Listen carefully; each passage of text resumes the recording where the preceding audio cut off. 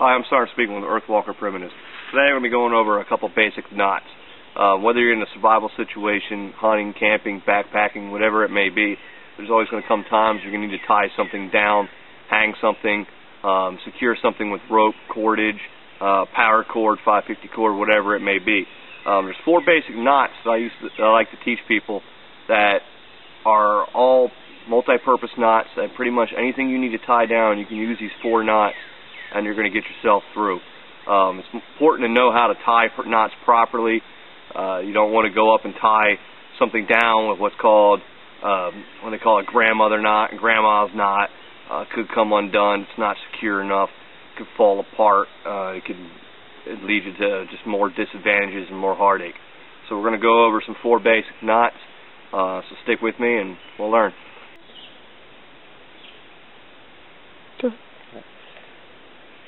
Okay, we're back here. I got myself a piece of 550 cord, a paracord. This is just a military issue cordage. It's nylon, has a really high tensile weight, so it's really strong, it's durable. It's what I use pretty much for everything I need in the woods. Even at home, I tie stuff down with 550 cord. It's pretty durable and pretty trustworthy. The first knot we're going to go over is the end-of-the-line bowline. The end-of-the-line bowline is a knot that basically puts a loop at the end of a piece of cordage or a piece of rope. You can use that loop to snap into something, hook onto. You can take the loop and run it around each other, around into itself with the cordage and tie something off. To tie the end-of-the-line bowline, you got the end in your left hand, have the rest of the rope in your right hand. What you want to do first is just make a loop, twist, and you make a loop on the rope itself. You're going to reach through that loop, grab the rest of the rope. This is the rope end, not the end. It's the rope part. You're going to pull that through the loop. Once you pull that through the loop, you're just going to pinch it off and hold it with your fingers. Then you're going to take that end and run it through that loop that you just pulled. Flip it over, and you're going to pinch it back on itself. Once you pinch it back on itself, you're just going to let go, take the rope end, and pull. Give it a good tug to make sure it's nice and tight, and now you have your loop. Now with any knot, what you should do with any knot is take it and just put a little half hitch at the end. That just helps secure the knot, make it a little bit more stronger, and gives a little bit more integrity to the knot. Now you have a loop right there. That loop is not going to come undone. If there's tension on that loop, it will not come loose. Now you can take that rope, you could tie it through anything, you could hook something to it. You could take your rope and run it through, and now you have yourself like a little noose, little snare, or something to tie anything down.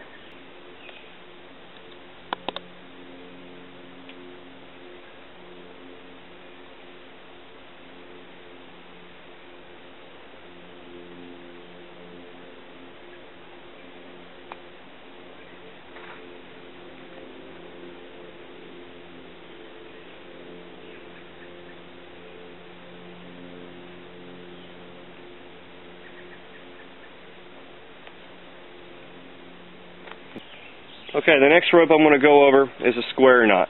The square knot's used when you need to tie two ends of a rope together. Now, the problem with the square knot is it's a tension locking knot, which means it needs tension to keep itself tight. You'll use this when you have to tie two ropes together that are going to be pulling, or if you have something hanging, you'll use the square knot. If you don't have tension on a square knot, it can loosen up and come undone. But as long as you know you'll have tension on those ropes at all time, the square knot will stay locked and not come undone. You got to pay attention when you're doing a square knot. As we'll talk, there's one step that's really important. What you do is you start with one end of the rope in your right hand, one end of the rope in your left hand. You're going to take that right side of the rope, bring it behind the left side and over the left side, back through. Now the important part is this next tie. It needs to be the opposite direction. You'll take the left side of the rope, bring it behind the right side of the rope, and over and under the right side of the rope. You see here, it forms a square. That's where the knot gets its name, the square knot. If it doesn't look like this when you're tying it, you're not tying it properly. You can see what makes that lock is these two loops intertwined in each other. That's the tension that's going to pull. So when you tighten that knot down, as you see, it's that tension that's going to keep these two together, and that knot is not going to come undone. If you're just using this to tie rope and the rope's going to be sitting around loose and not going to have any tension, those two loops can back off of each other. So you would use this when you have tension on the ropes, and as long as you have tension, that knot will not come undone. Just like any other knot, take those two ends, run it through, it's a little hitch, just run it over, back it up on each other, on itself. That'll just help secure that knot and give the knot a little bit more integrity. But without those hitches, I'll show you here once again.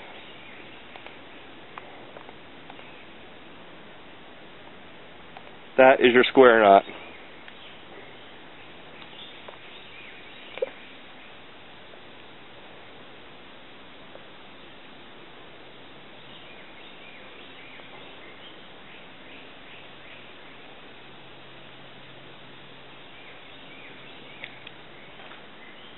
Okay, the next two knots I want to go over are two knots all in the same. It's one knot but two different variations. It's the prusic knot. The prusic knot is a very secure knot. What you're going to use with the prusic knot for is if you're going to tie a piece of rope to another piece of rope, as if you got one piece of rope hanging from left to right and you want to hang a piece of rope, or if you need to secure your rope to another object, the prusic knot is very effective. It also is a knot that if you need two ends of rope, you can get yourself two lengths of rope out of one knot, or out of one rope. It locks on itself, locks on the object. It's not going to slip. It's not going to get loose. There's two versions of it. You got the middle of rope prusic knot, and you got the end of rope prusic knot.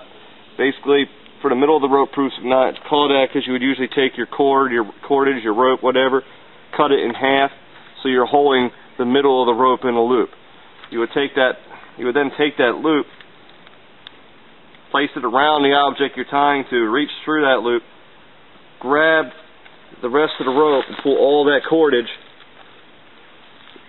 through that loop. Then to help secure that knot, you can take that cordage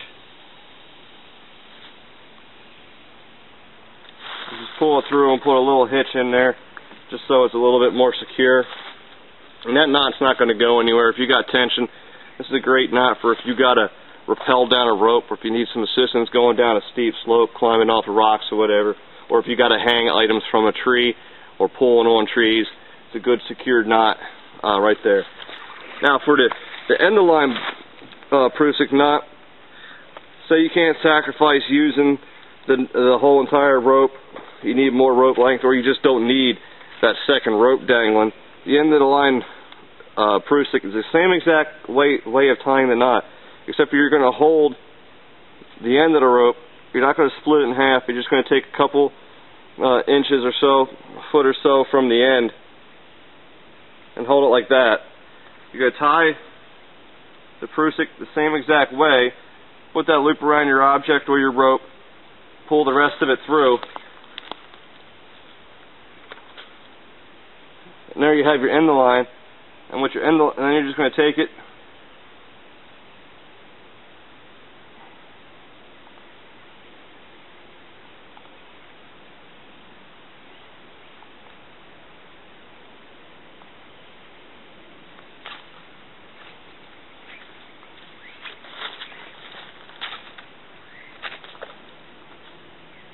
you feed that knot into a hitch to help secure it, and you can even add a little bit more to the integrity of that knot by just throwing a little half hitch in there